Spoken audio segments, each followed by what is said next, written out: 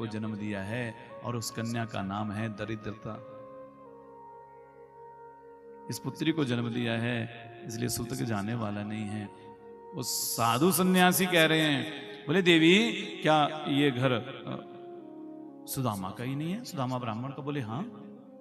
बोले हमने तो सुना है कि उनके मित्र द्वारिकाधीश हैं, जो द्वारिका के राजा हैं, श्री कृष्ण उनके मित्र सखा हैं, इकट्ठे गुरुकुल में पढ़े, हमने सुना है उन्हें सुदामा की कुटिया है। बोले हाँ, उनके मित्र इतने बड़े व्यक्ति और उनके घर में अन्न का एक दाना भी नहीं, क्या आपको कभी बताया नहीं आपके पति ने? बोले आज तक बात ही नहीं हुई। बोले जब आज शाम को आए ना तो पूछना उनके बारे में कि वो कौन है। तो आज वो तो चले गए, जो सन्यास साधु आए थे। अब सुदामा कुटिया में आए, पत्नी ने जब बैठ गए तो कहा, बोले आप किसी द्वारिकाधीश कृष्ण को जानते हैं? सुदामा तो बस एकदम से चेहरा खिल गया। बोले देवी क्या याद करवाई तूने कृष्ण को? बोले वो तो मेरा बचपन का सखा है, हम दोनों इकट्ठे सोते थे, खाते थे, पीते थे, हम तो दोनों इकट्ठे रहते थे। बोले इकट्ठे रहते थे तो मैंने तो सुना बहुत बड़े व्यक्ति हैं, आप उनसे मिलकर के आओ और कुछ हमारी भी सहायता हो जाएगी। बोले देवी यदि तुम मांगने के लिए भेजना चाहती हो तो मैं कदापि नहीं जाने वाला। यदि तुम कहती हो कि मांगने जाओ, मैं नहीं जाऊंगा। जब इस प्रकार से कहा तो सुशीला कहती है, मांगने को कौन कहता है, आप एक बार मिलकर के तो आओ, बस इतना तो मेरे कहने से कर लो, उनसे मिलकर के आओ। बोले देवी इससे बड़ा लाभ क्या होगा? अयम ही परमो लाभा उत्तम श्लोक दर्शना। बोले इससे बड़ा क्या लाभ होगा जो आप मुझे उन कन्हैया से मिलने के लिए भेज रही हो। देवी यदि तुम कहती हो तो मिल तो आऊं, और जाऊं तो जाऊं कैसे? बोले क्यों? बोले मित्र के यहाँ, गुरु के यहाँ खाली हाथ नहीं जाया जाता, और तू तो जानती हमारे घर में अनाज का एक दाना भी नहीं है। सुशीला देखिए कभी अपने पड़ोसियों से कुछ नहीं मांगती, कभी कुछ नहीं मांगती, पर आज पहली बार सुशीला मांगने जा रही हैं। आज पहली बार जा रही है मांगने पड़ोसियों से। पड़ोसी सदैव तैयार रहते कि हमारे घर मांगने आए तो कुछ ना कुछ दे दें, और वो आज पहली बार गई, 4 पड़ोसियों के यहाँ गई, 4 मुट्ठी चावल लेकर के आई है, थालियां नहीं लेकर के आई, 4 मुट्ठी चावल लेकर के आई। चाहती तो एक घर से ले आती, पड़ोसी ने कह रही है, बोले तुझे कितना चाहिए, बोरी ले जाओ उठा के, कोई बात नहीं तू ले तो जा। सुशीला ने कहा नहीं, केवल एक मुट्ठी चाहिए। क्यों? क्योंकि सुशीला जानती है कि पतिदेव हमारे ऐसे हैं, जब द्वारिकाधीश पूछेंगे कि आपके घर में सब आनंद है ना, सुख है ना, कोई कमी शमी तो नहीं है, तो ये कहेंगे दुनिया में मेरे से ज्यादा सुखी कोई दूसरा है ही नहीं। इसमें ये कभी कुछ बताएंगे नहीं, दशा का वहां कोई वर्णन नहीं करेंगे कि हमारी दुर्दशा कैसी है। इसलिए आज सुशीला ने 4 घरों से 4 मुट्ठी चावल लिए करके आई है, क्योंकि पत्नी को धर्म पत्नी कहा जाता है। धीरज धर्म मित्र अरुनारी, आपद काल परखिए चारी। धीरज धर्म पत्नी की परीक्षा कब होती है? जब घर में संकट आता है, कोई कठिन समय आता है, तो पत्नी की परीक्षा होती है, पत्नी किस प्रकार पति का साथ देती है। सुशीला जानती है कि ये जाएंगे नहीं, कुछ मांगेंगे नहीं, पर जब द्वारिकाधीश के दरबार में जाएंगे और मेरे द्वारा दी गई भेंट को अर्पित करेंगे, और जब वो द्वारिकाधीश देखेंगे कि इनके घर में एक मुट्ठी चावल भी अपने घर का नहीं है, वो भी 4 घरों के हैं, क्योंकि चारों घरों में अलग अलग चावल होते हैं ना, किसी घर में बासमती होगी, किसी घर में सोसाइटी का होगा, किसी के कैसा परमल होगा, ऐसे अनेक प्रकार के होंगे। इसलिए वो 4 मुट्ठी चावल लेकर के आई है। कपड़ा भी साबुत नहीं है जिसमें वो चावल डाले जाएं। उस कपड़े को भी कई जगह से सिला, पोटली बनाई, पतिदेव के पास दिया। बोले आप जा रहे हो? बोले हाँ। बोले जब जाएं और मेरे बारे में पूछें तो एक संदेशा दे देना। बोले कौन सा संदेशा? बोले कह देना, 1 माह में 2 पाक 2 एकादशी होए, पर मेरे यहाँ गोपाल ने नित एकादशी दीन। कह देना कि भाभी ने कुछ कहा है। बोले कह देना कि 1 महीने में 2 पक्ष होते हैं, 2 पक्ष में 2 एकादशियां होती हैं, और हे गोविंद आपकी कृपा से हमारे घर तो नित्यव्रती एकादशी ही होती है, अर्थात खाने को कुछ नहीं है। सुदामा को भेजा, सुदामा चले हैं, पर देखिए हुआ क्या, भटक गए रास्ता। जाना था, द्वारिका पहुंच गए काशी की ओर जाकर के। किसी से पूछा भैया, बोले द्वारिका कितनी दूर है? बोले ज़्यादा दूर नहीं, लेकिन आप रास्ता भटक गए हैं, आप इधर आ गए। पुनः वापस लौटाया, वापस चले तो जाते जाते मार्ग में एक नदी पड़ गई। और जब नदी पड़ी तो महाराज अब नदी को पार कैसे लांघें? अब नदी को पार करें तो कैसे करें? तो इतने में एक केवट आ गए। बोले भैया किसी को पार जाना है तो आ जाओ। अब नौका लेकर के आए। अब सुदामा सोच रहे हैं हम बैठ तो जाएं, लेकिन अपने पास पैसे ही नहीं है, तो जाएं कैसे? तो किनारे खड़े रहे। केवट बार बार आवाज लगा रहे, भैया किसी को पार जाना है तो आ जाओ। अब सुदामा खड़े, पंडित जी आपको कहाँ जाना है? भैया कहाँ जाना है? बोले जाना तो पार है, फिर आते क्यों नहीं हो? बोले हमारे पास पैसे नहीं है ना। बोले आप जैसों को हम मुफ्त में उतारते हैं, आप बैठ दो सही। वो कोई और नहीं, मेरे गोविंद मेरे कन्हैया ही आए हैं केवट बन करके। और देखिए अब भगवान को बिठा लिया नौका पे। भगवान ने बिठाया नौका में सुदामा को केवट के रूप में, और गीत गाते हुए सुदामा को देख रहे हैं। सुदामा अपने तन को ढक रहे, कभी इधर से कभी उधर से। बोले तू क्या देखता है मेरी ओर? नौका चलाना। और मुस्कुरा रहे साथ में। बोले महाराज बस आपकी हड्डियां गिन रहे थे, कितनी हड्डियां आपके शरीर में, कुछ लेते क्यों नहीं? बोले तुझे मेरी क्या चिंता, नौका चला सीधे। और बार बार मुस्कुराए जा रहे। सुदामा को गुस्सा आ रहा है कि हमें देख करके मुस्कुरा रहे हैं। बोले अच्छा ये बतलाओ आपको जाना कहाँ है? ये हड्डियों का ढांचा लेके जा किधर रहे हो? अब तो सुदामा कहे तुझे क्या करना? बोले नहीं फिर भी हम जानकारी रखें तो थोड़ा आपका मार्गदर्शन हो जाएगा। हम यहाँ सबको जानते हैं, सारे क्षेत्र को जानते हैं, आप जा कहाँ रहे हैं? बोले हम द्वारिका जा रहे हैं। द्वारिका जा रहे हैं? बोले हाँ। तो ठीक है। अच्छा केवट भैया द्वारिका यहाँ से कितनी दूर है? बोले आपको देख के तो ऐसे तो ज्यादा दूर नहीं है, और आपको देख के लग रहा है ना कि अभी कम से कम 1-2 महीने और लगने वाले हैं, क्योंकि आप 10 कदम से ज्यादा चल ही नहीं पाओगे, शरीर ही नहीं आपका चलने योग्य। अब सुदामा नौका से उतरे, किनारे उतरे, वहीं रेत को साफ किया। केवट जी देख रहे। बोले क्या कर रहे? जाओ ना। बोले जब इतने दूर है तो हम जाएंगे नहीं, यहीं पड़ जाएंगे, जिसको बुलाना अपने आप ले जाया करके। भगवान भी मुस्कुराए। सुदामा ने आधी धोती नीचे बिछाई, आधी ऊपर से ओढ़ी, ओढ़ करके लेट गए। बोले जिसको बुलाना बुला ले। आंखें बंद की। जैसे ही आंखें बंद की और आंखें खोली हैं तो अपने आप को द्वारिका में पाया है। बार बार देख रहे हैं कि मैं तो सोया नदी के किनारे था और पहुंच गया नगर में। सब वहां जा रहे हैं, जय श्री कृष्ण जय श्री कृष्ण करते हुए जा रहे हैं। एक व्यक्ति जा रहा था। बोले भैया ये कौन सा नगर है? बोले द्वारिका नगरी। बोले द्वारिका नगरी? बोले हाँ। बोले हाँ कृष्ण का महल कौन सा है? बोले क्या कह रहे हैं, कौन कृष्ण? बोले वही कृष्ण जिन्हें द्वारिकाधीश। बोले ऐसे नाम नहीं लेते उनका। श्री महाराज द्वारिकाधीश श्री कृष्ण चंद्र जी महाराज, ऐसे अनेक उपाधियां दे करके कहा।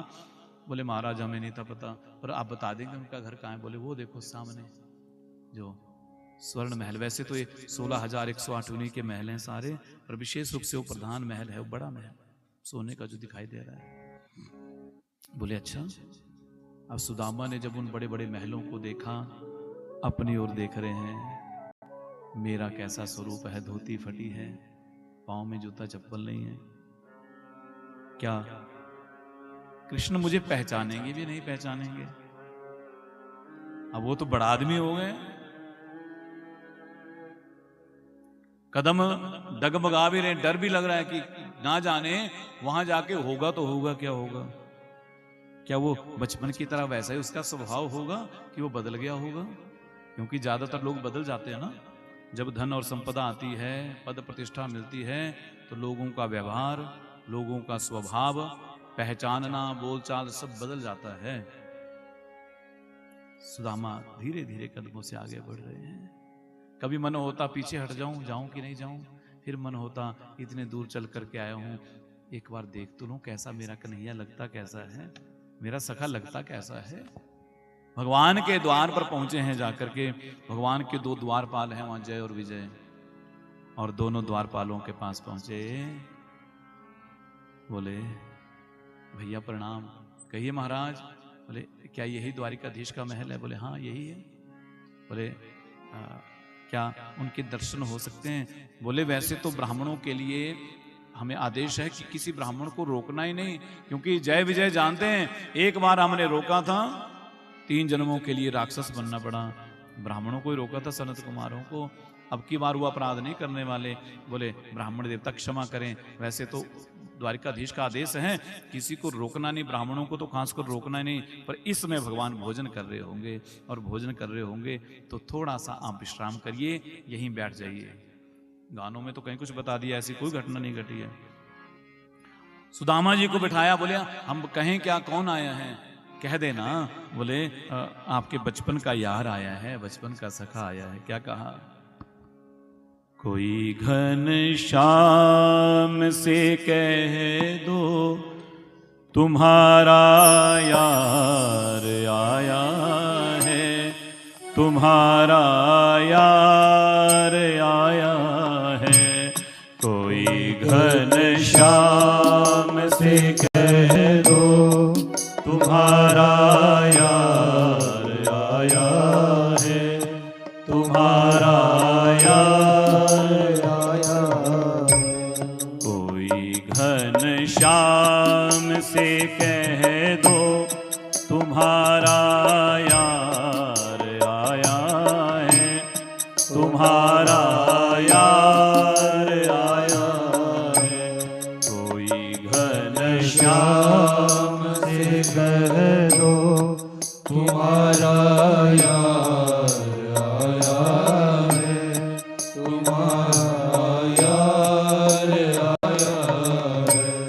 सुदामा नाम है मेरा, सखा घन श्याम है मेरा। सुदामा नाम है मेरा, सखा घन श्याम है मेरा। सुदामा नाम है मेरा, सखा घन श्याम है मेरा। सुदामा नाम है मेरा, सखा घन श्याम है मेरा। न घबराओ कहो जाकर, किया है द्वार पर डेरा। न घबराओ कहो जाकर, किया है द्वार पर डेरा। रहे हैं साथ में कुछ दिन, रहे हैं साथ में कुछ दिन, वही अधिकार लाया है, तुम्हारा यार आया है।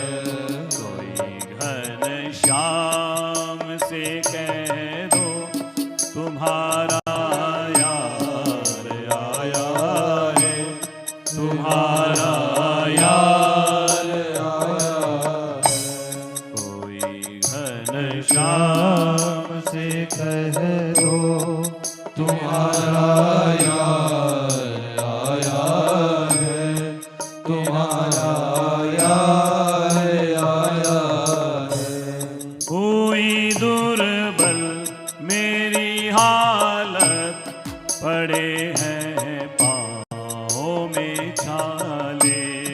कोई दुर्बल मेरी हालत, पड़े हैं पाँव में छाले।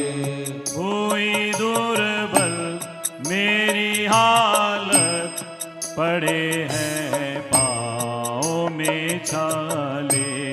कोई दुर्बल मेरी हालत, पड़े हैं पाँव में छाले। निहारो कौन आया है, अरे ओ द्वारिका वाले। निहारो कौन आया है, अरे ओ द्वारिका वाले। सहारा आपका भैया, सहारा आपका भैया, छोड़ संसार आया है, तुम्हारा यार आया है। कोई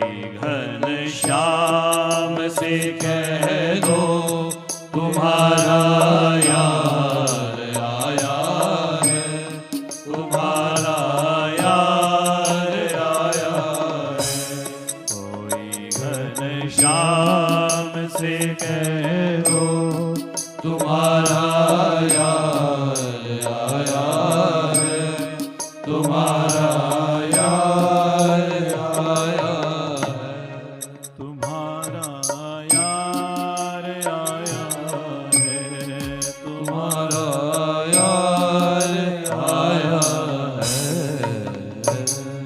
आज द्वारपालों ने सुदामा को बिठाया, तुरंत गए हैं द्वारिकाधीश के भवन में। जाकर के द्वारिकाधीश भोजन से निवृत्त हो रहे थे, तांबुल ले रहे थे, तांबुल पान ले रहे थे जैसे कह सकते हैं, इलायची लौंग ले रहे थे। रुक्मिणी मैया लेकर के खड़ी थी भगवान को देने के लिए, दास दासियां खड़े हैं। जय विजय ने जाकर के प्रणाम किया, द्वारिकाधीश की जय हो, द्वारिकाधीश की जय हो। भगवान ने देखा, हाँ कहो किस लिए आए हो? बोले प्रभु द्वार पर एक ब्राह्मण आए हैं। ब्राह्मण आए हैं? बोले हाँ। कवि नरोत्तम कहते हैं, कितना सुंदर वर्णन किया है। शीश पगान जगातन पे प्रभु जाने को आई बसो के ग्राम। धोती फटी सिलटी दुपटी हर उपाय उपासन की नहीं सामा। द्वार खड़ो द्विज दुर्बल एक रहयो चकिता सुवसुधा अभिरामा। पूछत दीन दयाल को बतावत आपन नाम सुदामा। बतावत आपन नाम सुदामा। तेरे गोविंद ने जैसे ही सुना, क्या कहा? कौन आया है प्रभु? बहुत से सेवक आपके पास आते हैं, बहुत दर्शन करने आते हैं, पर ऐसा अद्भुत, ऐसा आज पहली बार देखा है। पाँव में जूता नहीं है, सर पे पगड़ी नहीं है, धोती फटी है, दुबला पतला शरीर है। आपके बारे में पूछ रहा था, और कहा है कि यदि आपके पास समय ना हो तो आप केवल खिड़की से आकर के ही मुझे देख लें, एक बार मैं देखना चाहता हूं। आप व्यस्त होंगे? नाम बताओ, नाम क्या है? बोले बतावत आपन नाम सुदामा। अपना नाम सुदामा बता रहा है। सुदामा, तांबुल छूट गया मेरे गोविंद, जो तांबुल ग्रहण करने वाले थे वो छूट गया। फिर से बताना कौन आया है? बोले सुदामा नाम बताया महाराज। द्वारिकाधीश खड़े हो गए, सब दास दासियां देख रहे, रुक्मिणी मैया देख रही हैं। ऐसा कौन आ गया जो द्वारिकाधीश तांबुल छोड़ करके खड़े हो गए? एक बार फिर कहो, कौन आया है? सुदामा आया है? हाँ प्रभु। भगवान दौड़े और दौड़े। द्वारपाल सोच रहे हैं ऐसा क्या हो गया? 7 द्वारों के भीतर भगवान का कक्ष है, 7 दरवाजों के भीतर भगवान रहते हैं। जब भगवान दौड़े, बस यही कहते जा रहे हैं, मेरा सुदामा आया है, मेरा सुदामा आया है। और दौड़े जा रहे हैं, सब दास दासियां पीछे पीछे भाग रहे हैं। सब कौन आ गया? इसके लिए स्वयं द्वारिकाधीश दौड़े दौड़े जा रहे हैं। कौन टकरा रहा है कोई पता नहीं चल रहा है, पीताम्बर कहां गिरा कोई पता नहीं चला। कब 7 दरवाजों के बाहर मेरे गोविंद मुख्य द्वार पर चले आए। सुदामा तो चुपचाप खड़े हैं। भगवान ने देखा सुदामा को, सुदामा कन्हैया को देख रहे, द्वारिकाधीश को देख रहे। हाथ जोड़ दिए सुदामा ने, जैसे हाथ जोड़े भगवान कह रहे हैं सुदामा तो हाथ जोड़ रहा है, मेरे अपने मित्र के आगे हाथ जोड़ रहा है। अरे मित्र के आगे हाथ नहीं जोड़े जाते, मित्र के गले लगा जाता है। भगवान ने पकड़ लिया, गले लगा लिया। सुदामा संकोच कर रहे हैं, इतने सुंदर इनके आभूषण, मेरी फटी हुई धोती। गले लगा लिया भगवान ने, हृदय से लगा लिया। सुदामा बड़े दिनों बाद आया। सुदामा की आंखों में आंसू आ गए। मैं जैसा सोच रहा था वैसा मेरा कन्हैया है नहीं, ये तो वैसे ही जैसा पहले था, बदला नहीं है। भगवान ने गले से लगा लिया, लगा करके गलबहियां डाल करके सुदामा चलो भीतर। सुदामा को लेकर के आए हैं आज भगवान। आज भगवान ने सुदामा को अपने सिंहासन पर बिठाया है। भगवान स्वयं सुदामा के चरणों में बैठे हैं। रुक्मणी को इशारा किया, रुक्मणी जाओ पानी लेकर के आओ, ब्राह्मण देवता बड़े दूर से आए हैं। प्रात लेकर के आओ, ब्राह्मण देवता के चरणों को प्रक्षालन करेंगे और इस चरणों को सब लेना और घर में भी छिड़कना है। जल्दी लेकर के आओ। बड़ी लंबी यात्रा करके हमारे सखा मित्र आए हैं, ब्राह्मण देवता आए हैं। भगवान चरणों में बैठ गए। सुखदेव कह रहे हैं दृश्य को देखो, आज भगवान भक्त के चरणों में बैठा है। और जैसे सुदामा के चरणों को भगवान ने अपने हाथों में रखा, रख करके जानते हैं जब उन चरणों की दशा देखी, असंख्य कांटे चुभे हुए हैं, छाले पड़े हैं, पैरों से रक्त निकल रहा है। भगवान की आंखों में आंसू आ गए। सुदामा तेरी ये दशा तो एक बार मुझसे याद तो करता। मानो भगवान मन ही मन कह रहे हैं। सुदामा के उन चरणों को देख करके भगवान की आंखों से अश्रुपात होना प्रारंभ हो गया। देखी सुदामा की दीन दशा, करुणा करके करुणा निधि रोए।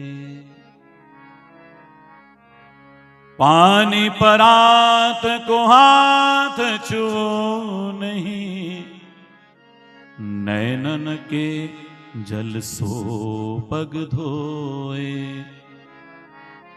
देखी सुदामा की दीन दशा, करुणा करके करुणा निधि रोए।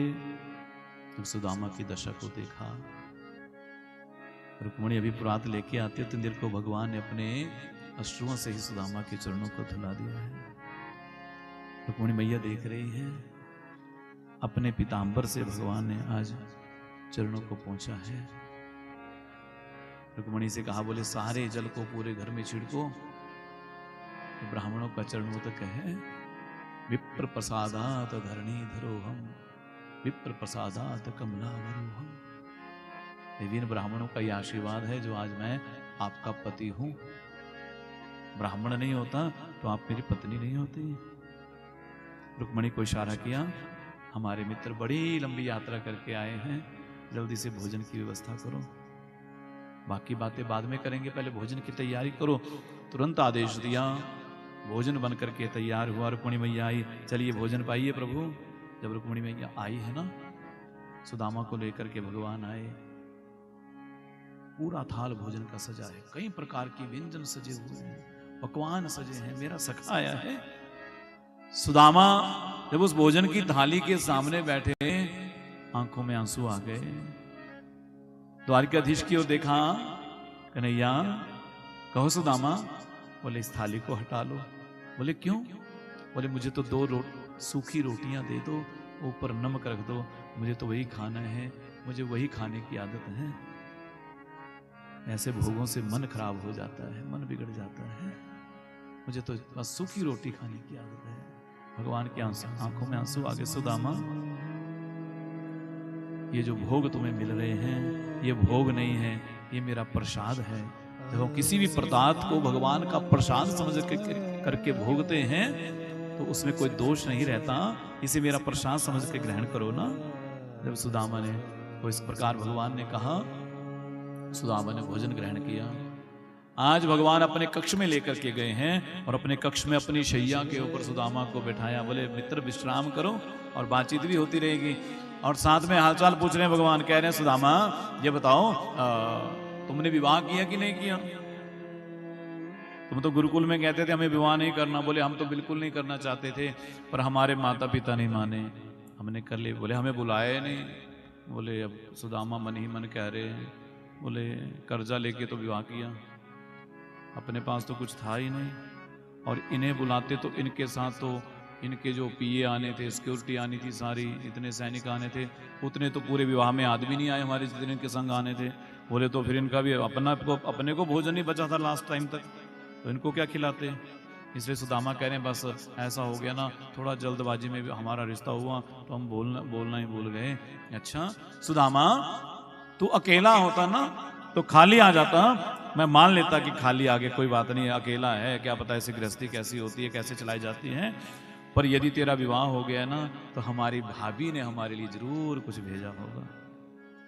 सुदामा डर रहे हैं, इतनी सुंदर व्यवस्था है, इस इतनी सुंदर व्यवस्था में उस पोटली को मैं निकालूं तो निकालूं कैसे, दिखाऊंगा तो क्या कहेंगे जो इनके साथ हैं, वो कहेंगे कैसा सखा है, कैसी ये फटी हुई पोटली लेकर के आए हैं, और उपहार में लाया भी तो क्या लाया, चावल लेकर के आए हैं। इसलिए छुपा रहे हैं और बात को टाल दिया। बोले अच्छा वो कन्हैया वो बता जरा, वो तू अपने बारे में बता ना तुम। बोले हम अपने बारे में फिर बताएंगे, पहले तुम बता क्या दिया। बोले तो बस तेरी ये बात नहीं गई, गुरुकुल में तू ऐसी जिद करता था, अब यहाँ भी। बोले तो तेरी भी आदत नहीं गई, गुरुकुल में भी तूने चने अकेले खा ली थी छुपा करके, अब तेरी छुपाने की पीछे बता छुपा क्या रहा है। अब तो कन्हैया जबरदस्ती भगवान ने खींच ली पोटली, और जैसी पोटली खींची भगवान ने क्या किया, एक मुट्ठी चावल लेकर के खा लिए। बोले सुदामा आज से मैंने तुझे पूरी धरती का सारा वैभव प्रदान कर दिया। दूसरी मुट्ठी चावल की खाई, बोले धरती का ही नहीं बल्कि त्रिभुवन का वैभव मैंने तुम्हें प्रदान कर दिया। तीसरी खाने वाले थे ना, रुक्मिणी मैया आ गई, बोले अकेले सब खा जाओगे, हमारे लिए नहीं छोड़ोगे। मैया को भय लग गया, कहीं ये ना कह दें कि हमने अपनी लक्ष्मी भी तुम्हें दे दी। दान करने पे आ गए ना तो कहीं अपना हमें भी दान ना कर दें, इसलिए रोक लिया। बोले कच्चे चावल हैं, सारे खा जाओगे, पेट खराब हो जाएगा, थोड़े हमारे लिए भी छोड़ो। रोक लिया भगवान को। और अब सुदामा कह रहे हैं अच्छा तूने हमारे बारे में तो सब जान लिया, अब जरा अपने बारे में बता ना, विवाह किया। बोले हाँ। तो बोले भाभी से नहीं मिलाएगा। बोले तो यहाँ नहीं मिल सकते। बोले क्यों। बोले तेरी भाभियां जब आएंगी तो उनके लिए बड़ा स्थान चाहिए। बोले क्या क्या रहा है, चलो चल जरा दिखाते हैं तेरे को, चल मेरे संग। अब सुदामा को लेकर के भगवान अपनी सुधर्मा सभा में आए। ये सभा, इस सभा में ये गुण थे, ये स्वर्ग से आई थी सभा, ये पूरा मंडप। तो इस सभा का ये गुण था कि इसमें कितने भी व्यक्ति आ जाएं तब भी एक व्यक्ति की जगह खाली रहती थी, कितने भी व्यक्ति आ जाएं। तो सुदामा को आज अपने सिंहासन पर बिठाया और बिठा करके सबको कहा, बोले सब पत्नियों को कहा, बोले आओ ब्राह्मण देवता आशीर्वाद लो। तो सारा सभागार भर गया, वो भर गया। अब पहले आई रुक्मिणी, सुदामा जी ने कहा सौभाग्यवती भव चिरायु भव। अब उसके बाद दूसरी बोले सत्यभामा आई, बोले सौभाग्यवती भव चिरायु भव। जामवती आए सौभाग्यवती भव। बोले कन्हैया ये, बोले सब अपनी है। बोले सारी। बोले तो हमारे को कह रहा है कि विवाह नहीं बुलाया, तूने इतने कर लिए विवाह और हमें एक में भी नहीं बुलाया। बोले बस मित्र ये तो बात है क्या। बोले हमारे विवाह की तो कोई तिथि निश्चित नहीं होती थी, कोई मुहूर्त नहीं निकाला जाता था, गए हम किसी और काम के लिए होते थे और वहाँ विवाह हो जाता था। इसलिए हमारे विवाह तो सारे चलते फिरते हुए हैं, यहाँ तो बुलाने का हमें पता नहीं होता था कि हमारा विवाह होने वाला है, तो मुझे कहाँ से पता होता। बोले अच्छा। बोले कन्हैया कितनी है। बोले 16,108 है। बोले तो बस फिर बड़ी मुश्किल से थोड़ा सा शरीर है, ये भी हो जाएगा यही काम। तो बोले फिर बोले इनको आशीर्वाद देने लगा ना तो मेरा तो काम यही हो जाएगा, सबकी जगह तू ही आशीर्वाद ले ले। भगवान ने ही आशीर्वाद लिया। बोले सबको पहुंच जाएगा। ऐसा होता है ना, पतिदेव जो पुण्य करते हैं पत्नी को आधा मिल जाता है, इसलिए बोले सबको मिल जाएगा, तू ही ले ले। भगवान ने वंदन किया। एक रात्रि सुदामा रहे हैं वहां द्वारिका में।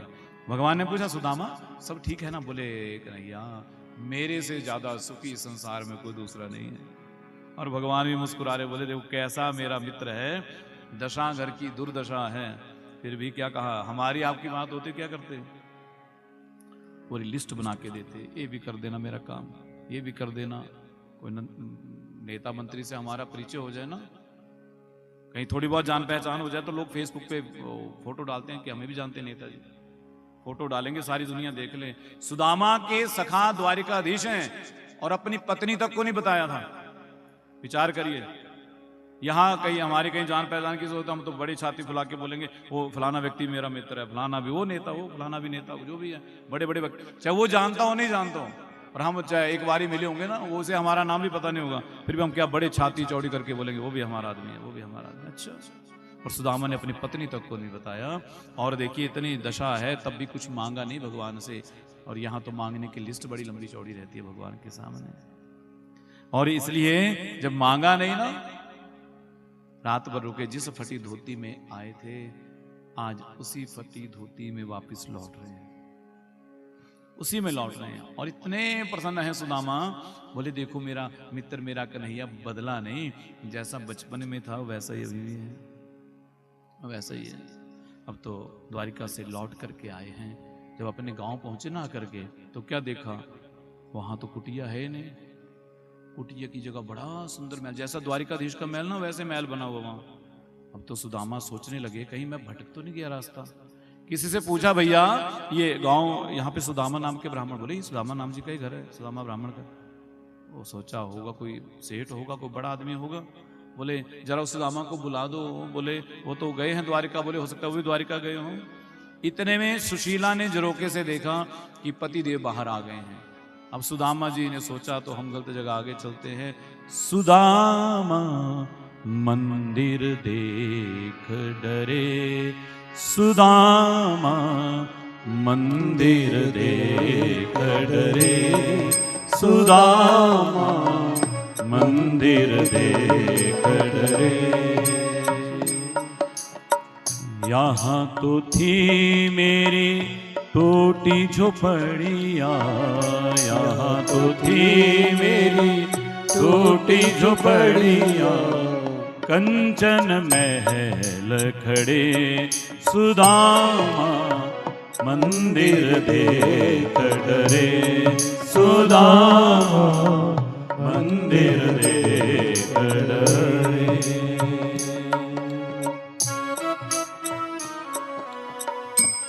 देखिए सुदामा डर गए, भयभीत हो गए। सुशीला ने देखा और देखा तो महाराज फिर क्या था, तुरंत कहा सेवकों से, दास दासी ने, जल्दी से थाली तैयार करो, आरती की पूजा की, मालिक आ गए हैं, घर के मालिक आ गए, चलो जल्दी स्वागत करना है। सुशीला अब देखिए घर में धन वैभव आता है तो क्या होता है, बदल जाता है ना। अब तो बढ़िया साड़ी पहनी है, सारे सोने से लदी है, सब प्रकार से दास दासियां साथ में चलिए, चाल ढाल बदल गई है सुशीला की। सुंदर श्रृंगार करके पति देव का स्वागत करने थाल से जाकर के आई आंगन में। सुदामा जी ने सोचा कोई इस महल की रानी होगी, जा रही होगी, तो किनारे खड़े हो गए हाथ जोड़ करके। अब सुशीला तो इनकी ओर आई और पीछे हटे, बोले पता नहीं हमारी ओर आ रही, पता नहीं कौन। सुशीला ने प्रणाम किया, बोले महाराज प्रणाम, बोले हाँ हाँ रानी जी प्रणाम, हाँ जी हाँ जी। बोले रानी, बोले पहचाना नहीं मेरे को, बोले नहीं, बोले मैं आपकी पत्नी सुशीला। ध्यान से देखो, बोले सुशीला ये ठाठ बाट, बोले बस जिस दिन आप गए उसी दिन गोविंद की कृपा हो गई, उसी दिन कृपा हो गई है। और बस ये इस प्रकार से जब कहा, सारी घटना बता दी। सुदामा जान गए वो दाता, हाँ देते नहीं देखा पर झोली भरी देखी। भगवान को कभी देते हुए देखा नहीं है और झोली कभी खाली भी नहीं देखी है। वो कैसे भर दें, कब भर दें कोई पता नहीं है। सुदामा को लगा इस सोने में रहेंगे तो बुद्धि खराब हो जाएगी, तो क्या किया, बोले देवी देखो हमें तो कुटिया में ही आनंद आता है, वहाँ ही भजन में मन लगता है, हमें यहाँ नहीं रहना, तुझे रहना तो तू रह, या मैं तो रहूंगा कुटिया बना के। सुशीला ने कहा जहाँ मेरे पति रहेंगे मैं भी वहीं रहूंगी, आप कुटिया में रहेंगे तो मैं कैसे महल में रह सकती हूँ, मैं भी आपके संग चलूंगी। दोनों जाने लगे। महल के भीतर से आवाज आई, सुदामा। जैसे आवाज सुनाई दी सुदामा के कानों में पड़ी। सुदामा ने कहा ये तो मेरे कन्हैया की आवाज है, इधर आओ ना।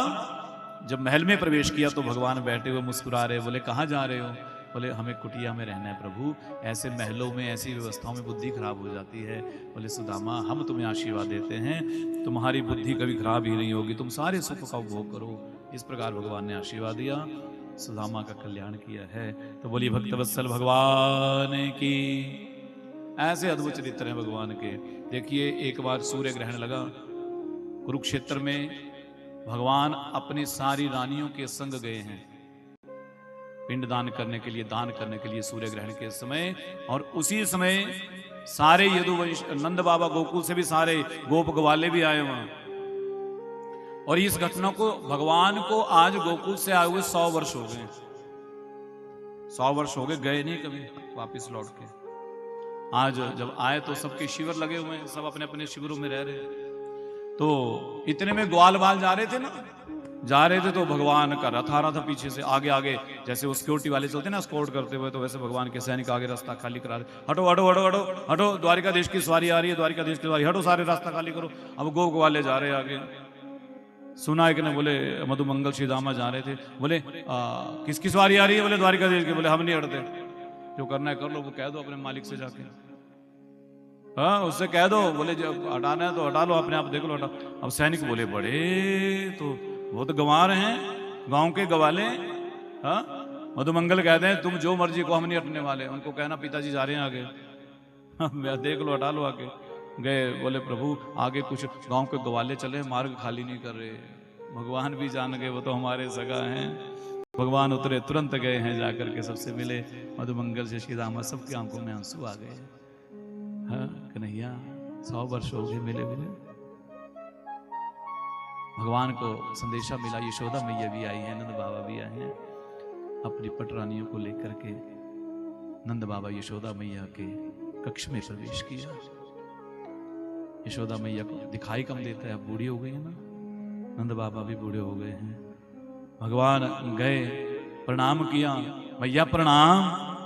कौन है? बोले तेरा लाला है। जैसे यशोदा ने देखा, सारे चेहरे पर हाथ घुमाया, पूरे शरीर पर गले से लगा लिया। कन्हैया तू ठीक है ना? बोले मैया ठीक हूं। बोले हाँ तो स्वस्थ है, बढ़िया। मैया सब इस प्रकार से कहा, मैया के गले लगे, भगवान की आंखों में आंसू आ गए। मैया तेरी बहुएं भी आई हैं। रुक्मणी से कहा ये माँ यशोदा है। रुक्मणी मैया ने प्रणाम किया, सत्यभामा जाऊं, 8 पटरानियां साथ में गई, सबने प्रणाम किया, सबको मिलाया, माँ के पास बैठे, नंद बाबा को प्रणाम किया।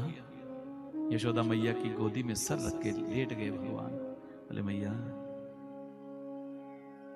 मुझे प्यार नहीं करेगी, दुलार नहीं करेगी?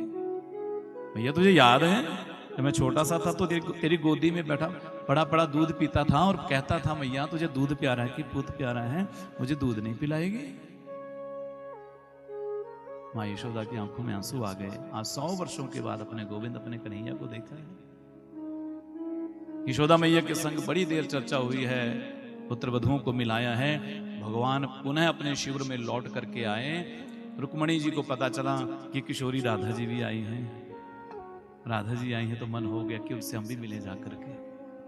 कन्हैया से कहा हमने सुना है किशोरी राधा जी आई हैं, तो हमारे मिलने की इच्छा हो रही, तो मिल के आओ ना।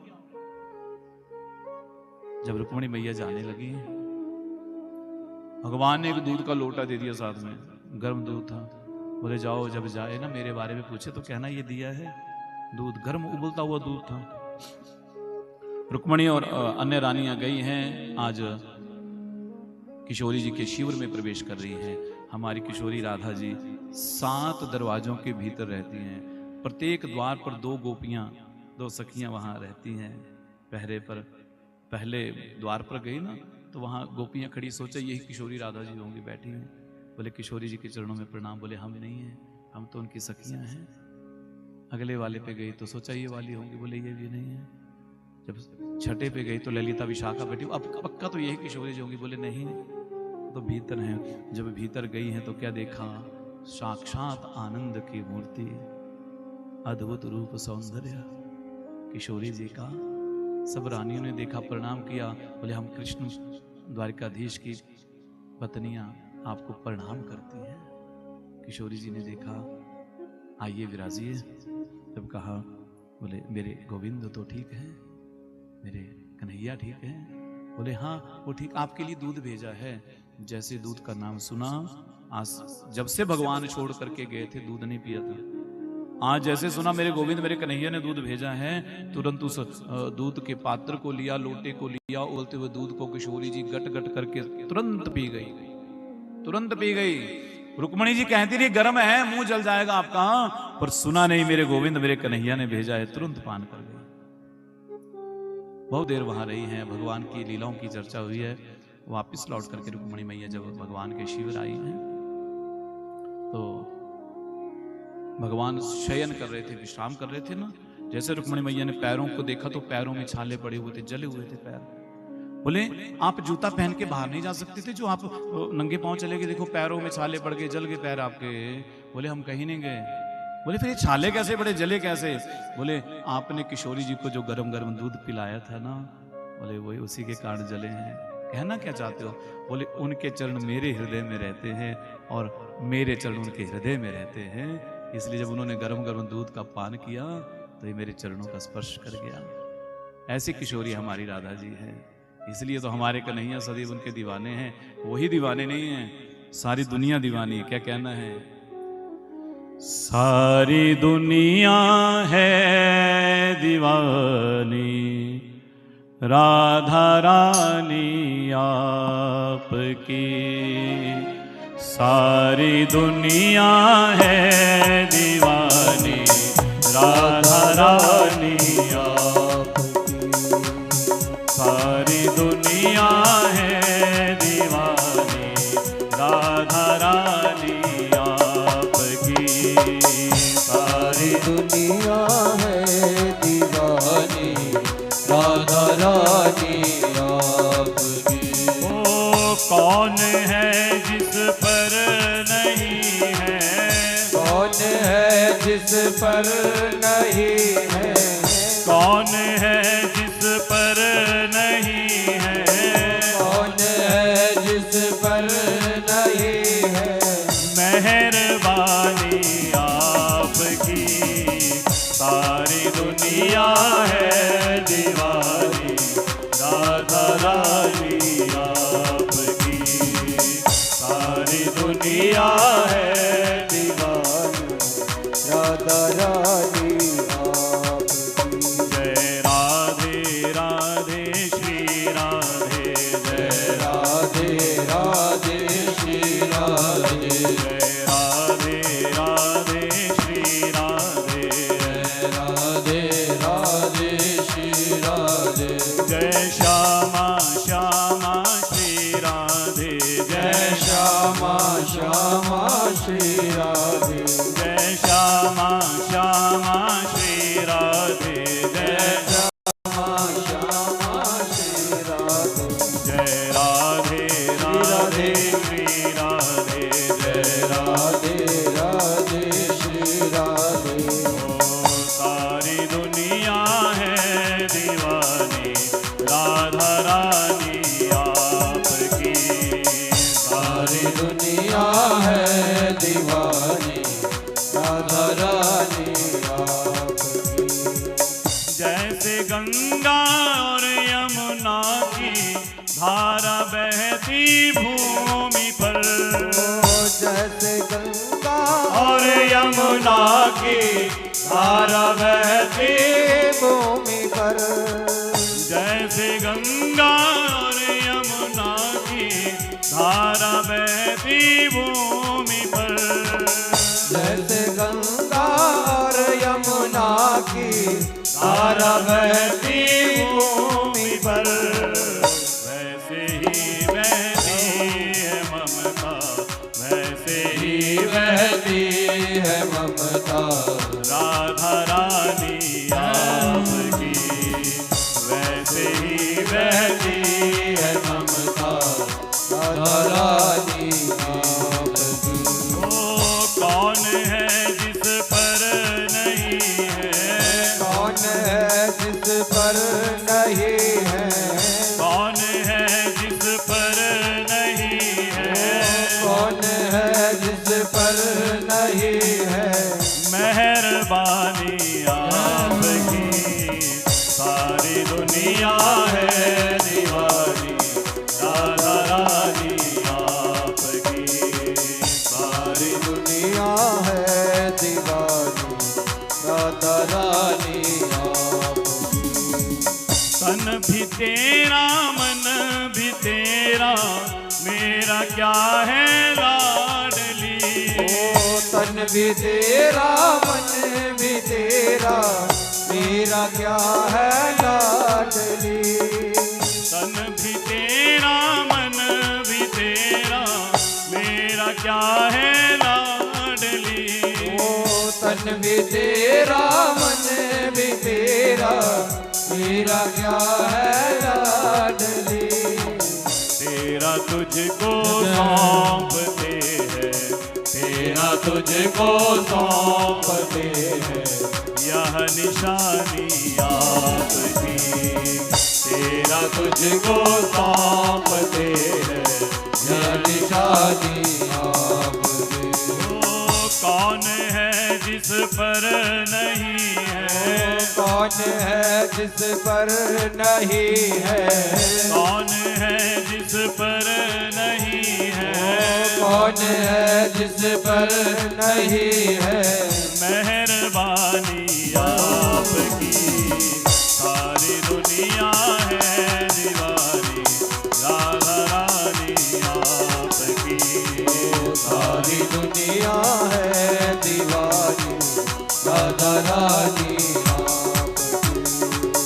उम्र भर गाता रहूं मैं महिमा राधा नाम की। उम्र भर गाता रहूं मैं महिमा राधा नाम।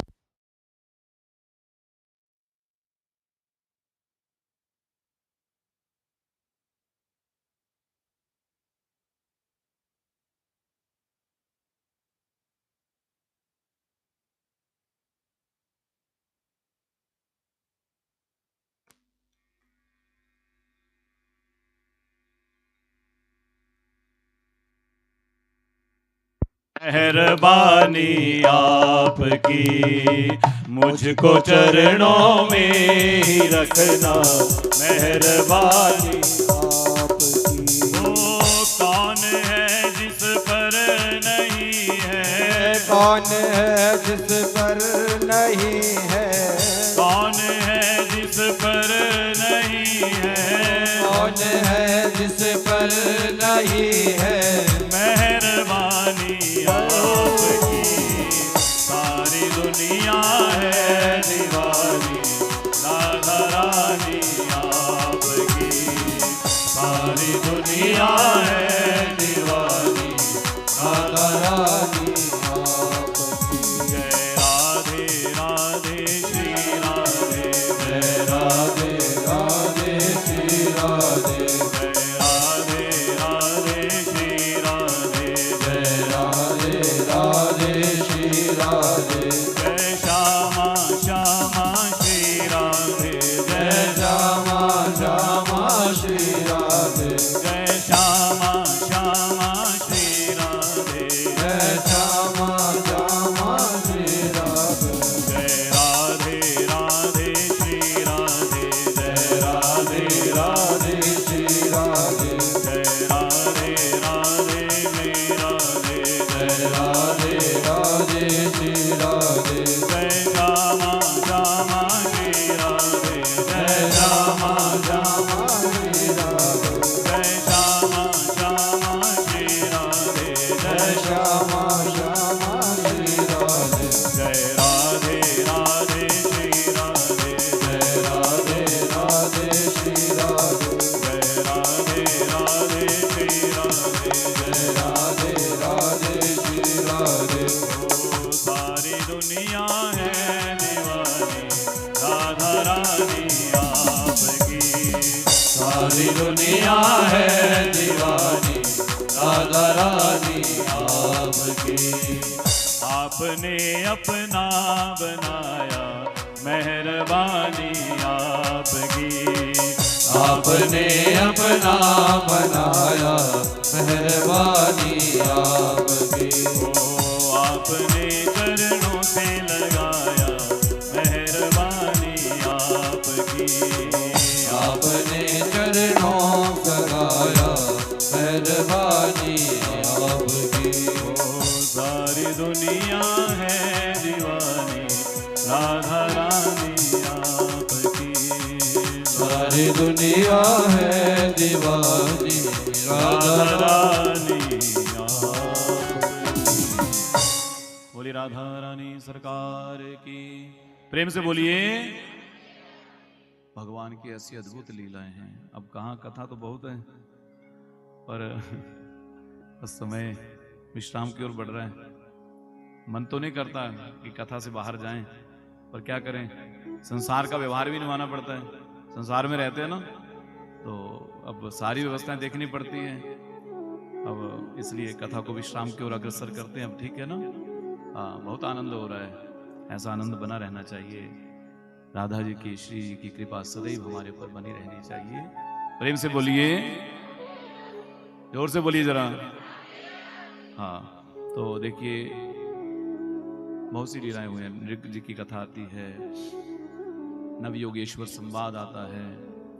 भगवान को लगा एक दिन कि भाई हम आए थे धरती का भार उतारने, हमारा अवतार इसीलिए हुआ था, पर यहाँ तो उल्टा हो गया। बोले ये तो यादव ही धरती के ऊपर भार हो गया, हमारा परिवार ही सबसे बड़ा भार हो गया अब तो, क्योंकि वो अपना आचरण भूल गए थे। भगवान बहुत समझाते, उन्हें समझते नहीं थे। 55 करोड़ का पूरा परिवार हो गया था, इनका कुटुंब, इतने यादव हो गए थे। और जब यादवों में भगवान रहते थे ना, तो उन्होंने कभी भगवान को भगवान माना ही नहीं। वो तो ऐसा मानते थे कोई वीर सेनापति है, कोई योद्धा है। पर अब भगवान को लगा अब तो कल्याण भी करना चाहिए, पहले अपने ही परिवार के भार को हल्का भी करो। अब लीला स्मरण करके जाना है, तो अपने पुत्रों को, पौत्रों को अपने पास बिठाते और समझाते, बेटा दुनिया में तुम बड़े से बड़ा पाप करके आ जाओ, बड़े से बड़ा अपराध करके आ जाओ, मैं बचाने वाला हूं, मैं रक्षा कर लूंगा, मैं बचा लूंगा।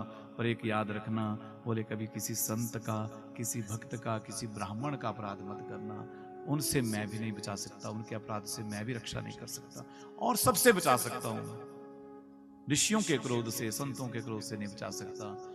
पर कई बार क्या होता है, कथाएं चाहे कितनी सुनाओ, पर हमें तो सुधरना नहीं है, कथा को जीवन में लेके नहीं जाना, व्यवहार को बदलना नहीं है। तो बच्चों ने कहा दादाजी हैं, कोई कहे पिताजी, इनका काम है उपदेश करना है, तो उपदेश ही करते हैं। हाँ, ऐसा कुछ नहीं होता, सब ठीक होता है। हाँ, कोई किसी के कहने से थोड़ी होता है, किसी के कहने से कुछ नहीं होने वाला। पर अब बहुत समझाया, भगवान भी जानते भाई अब तो नाश निश्चित है, तो निश्चित है विनाश। तो इनका एक बेटा है जामवती से, उसका नाम है सांब। ये कोई और नहीं है, ये भगवान शिव और पार्वती दोनों एक रूप में आए हैं। सांब। जब भगवान शिव तैयारी करने लगे कैलाश पर, पार्वती ने पूछ लिया, बोले महादेव कहाँ की तैयारी हो रही है? बोले हम द्वारिकाधीश के पुत्र बनने जा रहे हैं। बोले तो मैं भी बनूंगी पुत्री उनकी। बोले एक ही पोस्ट खाली है, तो दो कैसे जाएंगे? तो क्या किया? बोले तो हम दोनों इकट्ठे चलेंगे, आप मेरे बिना कैसे रहेंगे? तो बोले क्या? बोले मैं और आप इकट्ठे जाएंगे और उनका पुत्र बनेंगे। इसलिए शिव और पार्वती दोनों एक ही रूप में आए हैं, उसका नाम है सांब। और इतना सुंदर है ना, इतना सुंदर स्वरूप है इसका, है पुरुष, लेकिन यदि श्रृंगार कर दिया जाए तो बड़े से बड़ी राजकुमारियों को, अप्सराओं को भी मात दे दे, इतना रूप माधुर्य सुंदर है। तो अब एक बार क्या हुआ, ऋषि दुर्वासा, विश्वामित्र सब जो थे द्वारिका में आए चौमासा करने के लिए। वहां नगर में व्यवस्था की गई, इनके यज्ञों की, यज्ञशालाओं का निर्माण हुआ, वहीं ऋषि संत महात्मा रहेंगे, भजन करेंगे भगवान का। तो इनको भी पता चला जो भगवान के पुत्र पौत्र हैं, तो बोले हमारे ना दादाजी पिताजी बड़ी संतों की महिमा गाते हैं, जरा संतों को देख के आए, इनके पास होता भी कुछ कि ऐसे ये ढोंग करते हैं। तो क्या किया, अब सब के सब चले। बोले तो कैसे परीक्षा ली जाए? तो क्या किया, अब तो जो सांब था उसको साड़ी पहनाई और पेट में बड़े कपड़े बांध दिए, पेट बाहर को निकाल दिया और चले घूंघट डाल करके, बड़े सुंदर, हाँ सुंदर श्रृंगार करके। बोले पहुंचे संतों के यहाँ, बोले महाराज प्रणाम, हाँ कल्याण हो। बोले कहो।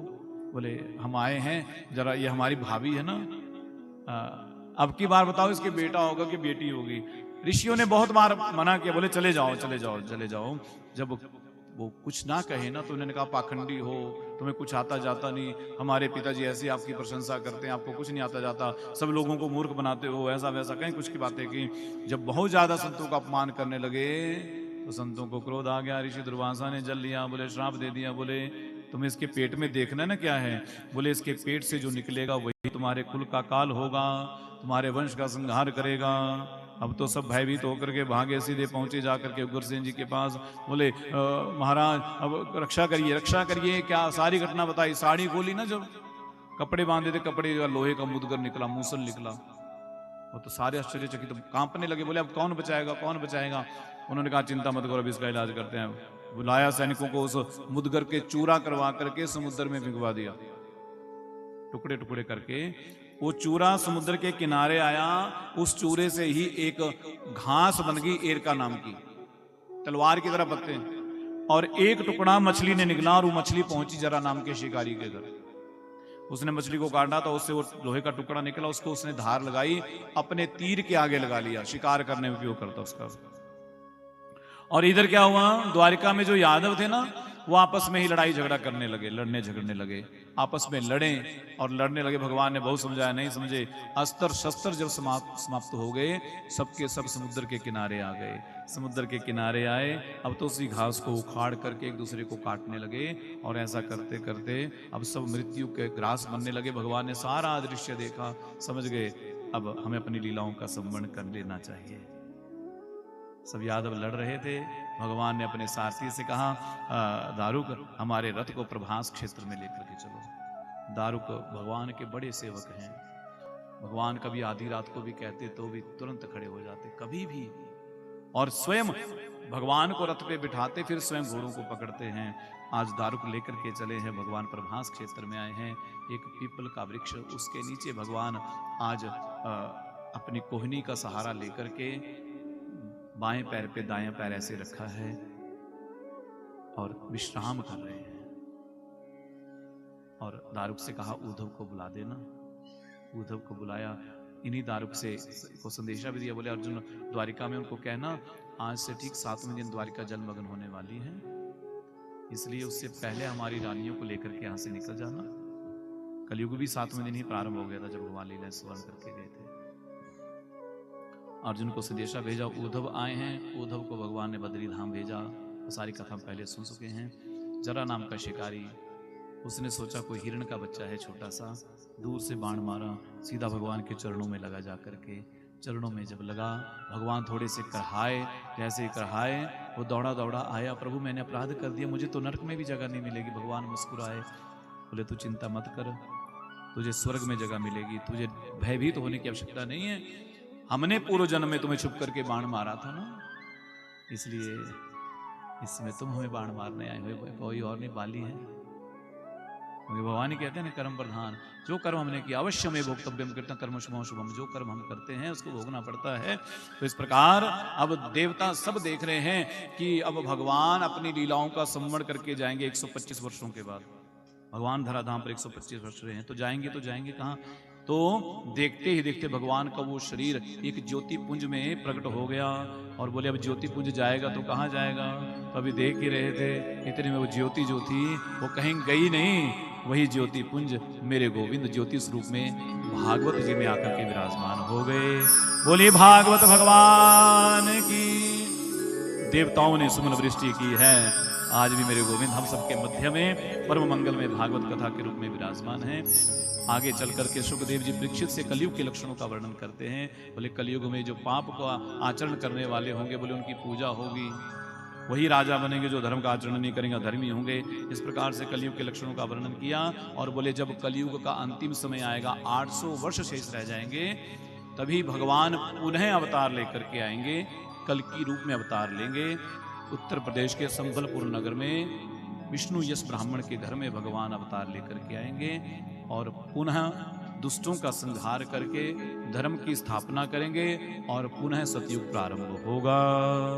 बोलिए भक्तवत्सल भगवान की। अब सुखदेव कह रहे हैं, राजन अब बताओ अब क्या होगा? बोले महाराज अब तक्षक आएगा, सर्प आएगा, मुझे डसेगा और मेरी मृत्यु हो जाएगी।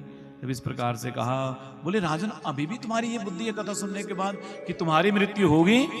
अब इस पशु बुद्धि को त्याग दो, तुम तो ना मरिष्यति राजन, बोले तुम नहीं मरोगे। तो फिर बोले, अब परीक्षित समझ गए, बोले कौन मारता है, किसे मारता है? जब बड़ा सुंदर कहा, बोले आत्मा तो अजर अमर है। जब इस प्रकार से कहा तो जैसे परीक्षित से ये उत्तर मिला, सुखदेव जी खड़े हो गए। परीक्षित जी ने सुखदेव जी के चरणों की पूजा की, बारंबार प्रणाम किया। सुखदेव भगवान अंतर्धान हुए हैं। परीक्षित जी देखिए, तक्षक आया है काटने के लिए, छद्म वेश में आया है, और जब तक काटा है तो उससे पहले ही परीक्षित जी भगवत कथा के प्रभाव से मुक्त हो गए थे। जन्मे जी ने सर्प यज्ञ प्रारंभ किया सर्पों को मारने के लिए। आस्तिक मुनि ने आकर के यज्ञ रुकवाया है, नहीं तो सारे सर्प मारे गए होते उस समय। तो 8 प्रकार की प्रजातियां आज भी सर्पों की पाई जाती हैं। वैसे बहुत होती थी पहले।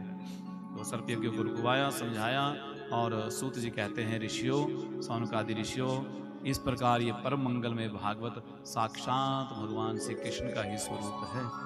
जिस आंगन में, जिस घर में ये विराजमान होता है, उस घर में गोविंद ही साक्षात विराजमान होते हैं। जो नित्य प्रति भागवत जी के एक श्लोक का भी पाठ करता है, बोले वो भगवत धाम जाता है। उसके पितर जो है वो पितृलोक में तृप्त रहते हैं। एक नहीं तो आधे श्लोक का भी यदि पाठ करता है तो भी पितृ देवता स्वर्ग लोक में खीर का भोजन ग्रहण करते हैं। जहां भागवत जी विराजमान होती हैं, बोले वहां सारे देवी देवता तीर्थ आकर के विराजित होते हैं। भगवत कथा का श्रवण, दर्शन और गायन मंगल करने वाला है। इस प्रकार से कहा। सूत जी महाराज कहते हैं, इसी क्रम में आगे चल करके मार्कंडेय ऋषि जी ने जो है भगवान से प्रार्थना की कि मुझे प्रलय देखनी है। तो भगवान ने प्रलय के दर्शन करवाए हैं। और यहाँ जब प्रलय के दर्शन किए हैं, करारविंदेन मुखारविंदम, करारविंदेन पदारविंदम, मुखारविंदे विनवेशयन्तम, वटस्य पत्रस्य पुटे शयानम बालमुकुंदम मनसा स्मरामि। जब सारा संसार जलमग्न देखा ना मार्कंडेय जी ने, तो केवल एक ही है जो उस जल में भी शयन कर रहे हैं, और वो कोई नहीं है, हमारे कन्हैया, हमारे गोविंद हैं। हम लोगों ने एक चित्र देखा होगा जिसमें भगवान एक पीपल के पत्ते पर हैं और वट के पत्ते पर हैं, और साथ में अपने पैर के अंगूठे को मुख में रखे हुए हैं। ये प्रलय कालीन स्थिति है। वैसा ही भगवान का सुंदर स्वरूप देखा, और ऐसा भी वर्णन आता है, यहीं से देवी भागवत प्रारंभ हुआ है, मार्कंडेय पुराण। और इस प्रकार से भगवान का दिव्य स्वरूप देखा। तो हम पिछले 7 दिनों से कथा को श्रवण कर रहे हैं। पहले दिन हमने महात्म्य श्रवण किया, दूसरे दिन हमने भीष्म और कुंती स्तुति इस कथा को श्रवण किया, परीक्षित जी के शाप की कथा को श्रवण किया। उससे अगले दिन हमने, तीसरे दिन हमने ध्रुव जी का चरित्र श्रवण किया, कपिल देव जी का चरित्र श्रवण किया, कपिल देवहूति आख्यान को श्रवण किया। फिर चौथे दिन हमने भगवान नरसिंह के अवतार की कथा, वामन भगवान के अवतार की कथा को श्रवण किया। अनेक और कथाओं को श्रवण, अजामिल की कथा को श्रवण किया, गजेंद्र मोक्ष की कथा को सुना, नरकों का वर्णन सुना, और भगवान श्री कृष्ण जी के जन्मोत्सव की कथा को, राम कथा को भी श्रवण किया। फिर 5वें दिन हम सब ने बाल लीलाओं को श्रवण किया, गोवर्धन लीला को श्रवण किया। 6ठे दिन कल हमने दिव्य महाराज के प्रसंग को विशेष रूप से श्रवण किया, भगवान के विवाह की कथा को श्रवण किया। और आज हम सब ने संक्षेप में भगवान की अन्य कथाओं को श्रवण किया है। इस प्रकार से सूत जी महाराज कह रहे हैं कि निमग्नानाम यथा देवानाम अच्युतो यथा वैष्णवानाम यथा शंभु पुराणानाम इदं ददा। बोले जैसे बहने वालों में गंगा मैया श्रेष्ठ है, उसी प्रकार जैसे बोले सब देवताओं में भगवान नारायण श्रेष्ठ हैं, सब वैष्णवों में भगवान शिव श्रेष्ठ हैं, उसी प्रकार बोले सब पुराणों में भागवत जी श्रेष्ठ हैं। आगे कह रहे हैं, क्षेत्राणाम चैव सर्वेषाम यथा काशी हनुत्तमा तथा पुराण व्रतानाम श्रीमद् भागवतम द्विजा। कह रहे हैं बोले जैसे सब तीर्थों में काशी श्रेष्ठ है, और उसी प्रकार बोले सब पुराणों में भागवत भगवान श्रेष्ठ हैं। नाम संकीर्तनम यस्य सर्व पाप प्रणाशनम प्रणामो दुख शमनस्तम नमामि हरि परम। अंत में कह रहे हैं, सारे भागवत के अंत में कह रहे हैं, क्या कह रहे हैं? नाम संकीर्तनम यस्य, बोले जिनका नाम सब प्रकार के क्लेशों को दूर करने वाला है। पहले दिन भी यहीं से प्रारंभ हुआ था, सच्चिदानंद रूपाय विश्वोत्पत्त्यादि हेतवे तापत्रय विनाशाय श्री कृष्णाय वै नमः। सब प्रकार के तापों को कौन दूर करते हैं? भगवान श्री कृष्ण। और अंत में भी श्लोक में यही कह रहे हैं कि इन्हीं का नाम सब प्रकार के ताप संतापों को दूर करने वाला है, जन्म जन्मांतर के पापों को जलाने वाला है। ऐसे भगवान को वंदन करिए, ऐसे भगवान का नाम लीजिए। तो प्रेम से बोलिए, जोर से बोलो। आइए हम सब मिल करके भागवत जी का अंतिम श्लोक मेरे पीछे दोहराएंगे। सभी कमर सीधी करके बैठो, हाँ, और भगवान का ध्यान करते हुए मेरे पीछे सबने कहना है, नाम संकीर्तनम यस्य संकीर्तनम यस्य सर्व पाप प्रणाशनम सर्व पाप प्रणाशनम प्रणामो दुख शमनस्तम प्रणामो दुख नमस्तम नमामि हरिं परम नमामि हरिं परम नाम संकीर्तनम यस्य नाम संकीर्तनं यस्य सर्व पाप प्रणाशनम सर्वपापप्रणाशनम् प्रणामो दुःख शमनस्तम प्रणामो दुःखशमनस्तं नमामि हरिं परम नमामि हरिं परम् नाम संकीर्तनम यस्य नाम संकीर्तनं यस्य सर्व पाप प्रणाशनम सर्वपापप्रणाशनम् प्रणामो दुःख शमनस्तम प्रणामो दुःखशमनस्तं नमामि हरिं परम नमामि हरिं परम् बोलिए भागवत भगवान की जय हो। वृंदावन बांके बिहारी लाल की जय हो। तो कथा का विश्राम हो रहा है। पुनः आप सबके ऊपर मेरे गोविंद मेरे कन्हैया अपनी कृपा करुणा सदैव बनाए रखें। आप सभी का चित्त प्रेम भक्ति भाव भगवान के चरणों में जैसा इस समय बना है ना, वैसे सदा बना रहना चाहिए। और आपका जो भी मनोरथ मनोकामनाएं हैं, आपके माता पिता दिवंगत पुण्य आत्मा जो आपके कुल परिवार में हैं, उन सबको मेरे गोविंद मेरे कन्हैया अपने शीश चरणों में स्थान प्रदान करें। यही मंगलमय कामना। इन 7 दिनों में मेरे द्वारा वाणी से किसी भी प्रकार का तन मनसा वाचा कर्मणा आपका कोई अपराध हुआ हो, उसके लिए आप क्षमा करेंगे। मेरे साथियों से किसी का कोई अपराध हुआ हो, उसके लिए क्षमा करेंगे। हमें कुछ नहीं आता, हम प्रयत्न करते हैं कि भगवान की कथा को सुनाएं, और अभी तक सुनाना नहीं आया, क्योंकि ये जब तक कृपा नहीं करते तब तक कहाँ सुनाना आता है। प्रयत्न करते हैं, थोड़ा प्रयास कर रहे हैं अभी सीखने का। तो जैसा भी इस वाणी से ठाकुर जी की सेवा की है, आप सबको आनंद आया होगा भगवान की कथा सुन करके, ऐसा मुझे लग रहा है। ऐसा लग रहा है ना आप लोगों को? लग रहा है? समझ में आ रही है? कथा आई थी? हाँ? कुछ पता चला कि कथा में क्या होता है? हमने प्रयास किया कि हमने भागवत की कथा सुनाई, आगे पीछे की बातें कम ही की। यहाँ तो हमने बहुत ही कम की। ये तो हम कई विषय और भी रखते हैं कथा में, यहाँ तो ऐसा मनोभाव बना कि हमने कथा ही सुनाई सिर्फ। ठीक है, बहुत सुंदर तरीके से आप लोगों ने कथा सुनी है। आपका सदैव मेरे गोविंद कृपा करुणा बरसाते रहें। एक बार देखिए, हमारे कथा के यजमान आप युवा हैं, युवा हैं आप, और ये बड़ी सौभाग्य की बात है। देखिए, इससे पीछे हम शेरुओं में कथा की, वहां भी कथा के जो यजमान थे हमारे युवा ही थे। आ जाएं कथा सुनने।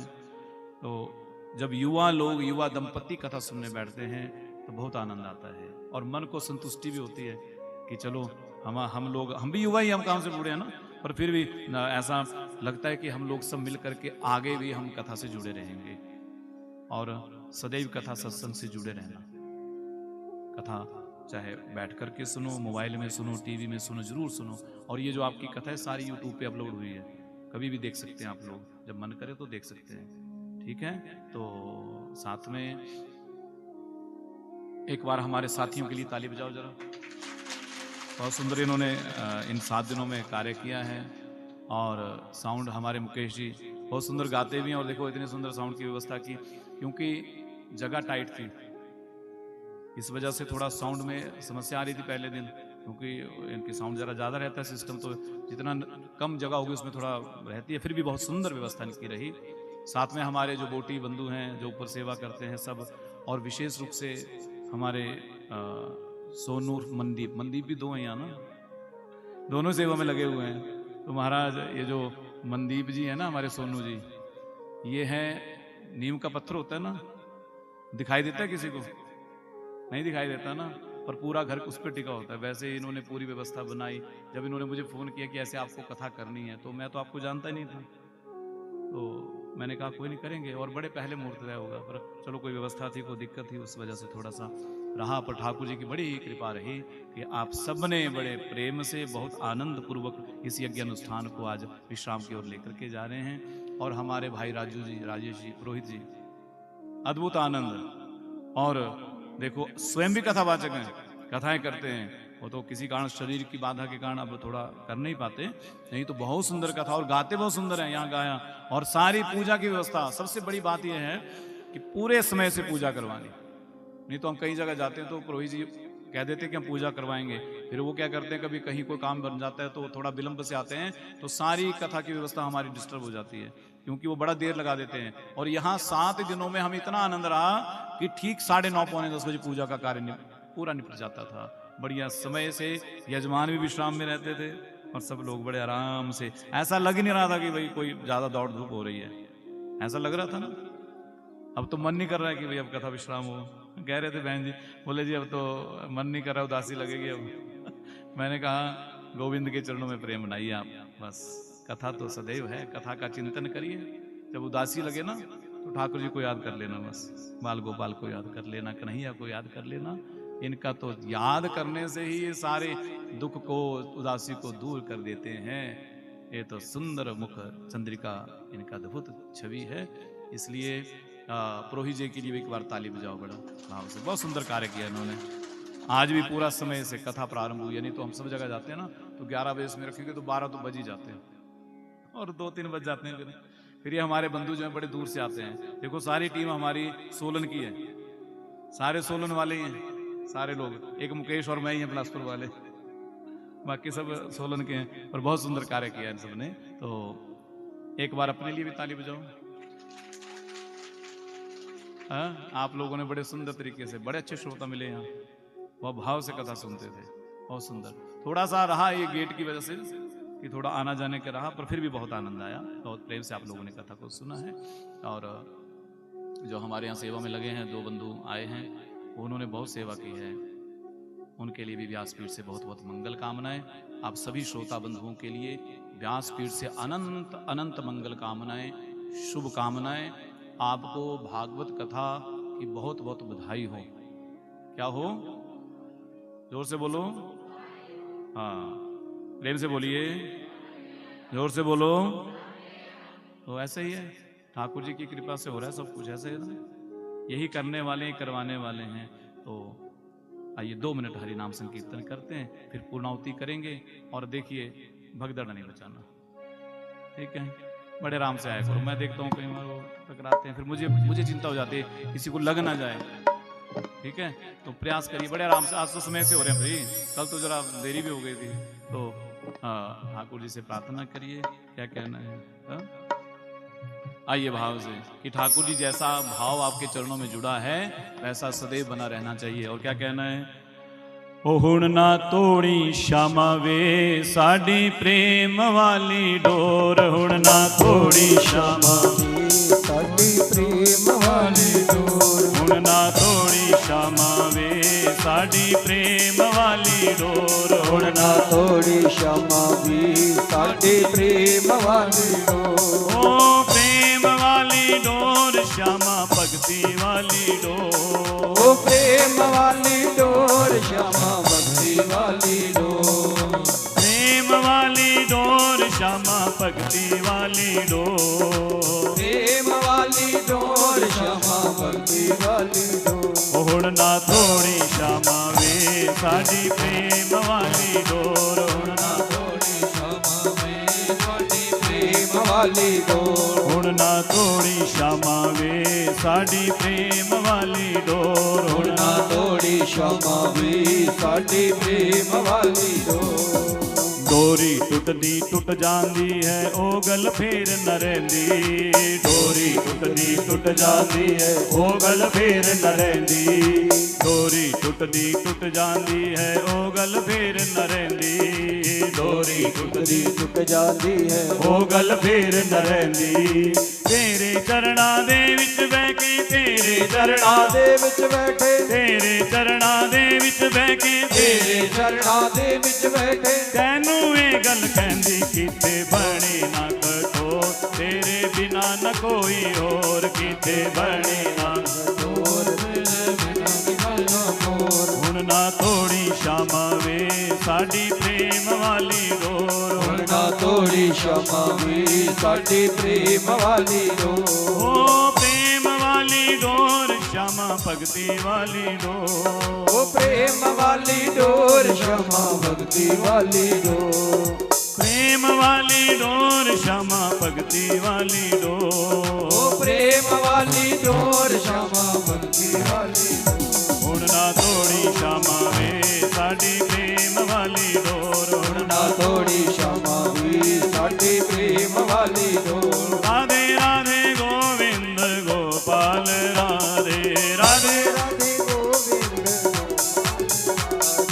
राधे राधे गोविंद गोपाल राधे राधे, राधे राधे गोविंद गोपाल राधे, गोपाल राधे गोविंद राधे गोपाल राधे राधे गोविंद राधे गोपाल राधे राधे गोविंद राधे गोपाल राधे राधे गोविंद राधे राधे राधे गोविंद गोपाल राधे राधे राधे गोविंद गोपाल राधे राधे राधे गोविंद गोपाल राधे राधे राधे गोविंद गोपाल राधे राधे राधे गोविंद गोपाल राधे राधे राधे गोविंद गोपाल राधे राधे राधे गोविंद गोपाल राधे राधे राधे गोविंद गोपाल राधे। कहिए भाव से एक बार। ओढ़ ना तोड़ी श्यामा वे साडी प्रेम वाली डोर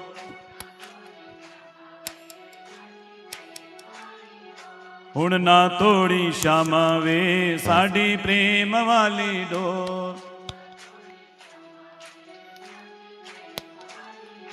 हो प्रेम वाली डोर श्यामा भगती वाली डोर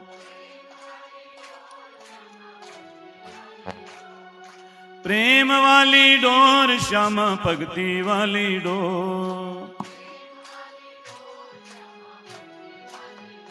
हुण ना तोड़ी श्यामा वे साडी प्रेम वाली डोर हुण ना प्रेम वाली डोर। बोली वृंदावन बांके बिहारी लाल की, श्री राधा रमण सरकार की, भागवत भगवान की जय हो। जय जय श्री राधे जय जय श्री राधे। अब पूर्णौती के लिए चलेंगे। ओ